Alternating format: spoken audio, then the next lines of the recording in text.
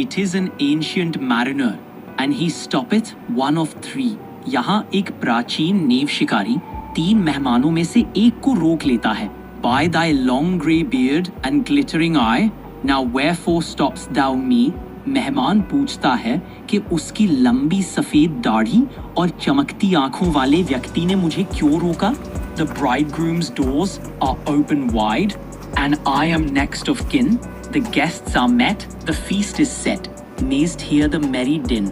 शादी के दरवाजे खुले हैं और मैं करीबी रिश्तेदार हूँ और खामगा के शोरगुल सुन सकते हैं. He holds him with his skinny hand. There was a ship, quoth he.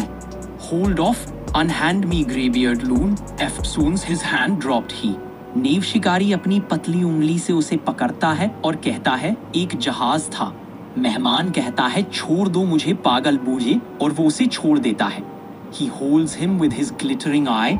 The wedding guest stood still and listens like a 3 years child. नेव शिकारी की चमकती आंखों से वो उसे बांध लेता है और मेहमान एक 3 साल के बच्चे की तरह चुपचाप सुनता है.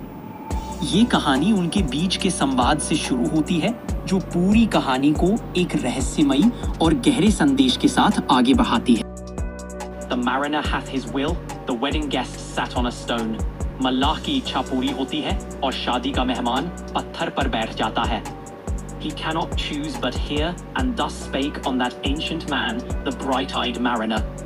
वह सुनने के लिए मजबूर है और वह प्राचीन व्यक्ति चमकती आंखों वाला मल्लाह बोलता है. कहानी में मैरिनर अपनी चमकती आंखों से शादी के मेहमान को मंत्रमुग्ध कर देता है. मेहमान मैरिनर की कहानी सुनने के लिए एक पत्थर पर बैठ जाता है जैसे कोई 3 साल का बच्चा ध्यान से सुनता है. मैरिनर की इच्छा शक्ति और उसकी कहानी का जोर इतना है कि मेहमान सुनने के अलावा कुछ और नहीं कर सकता. ये पंक्तियां मैरिनर की कहानी की ताकत और उसके प्रभाव को दर्शाती है.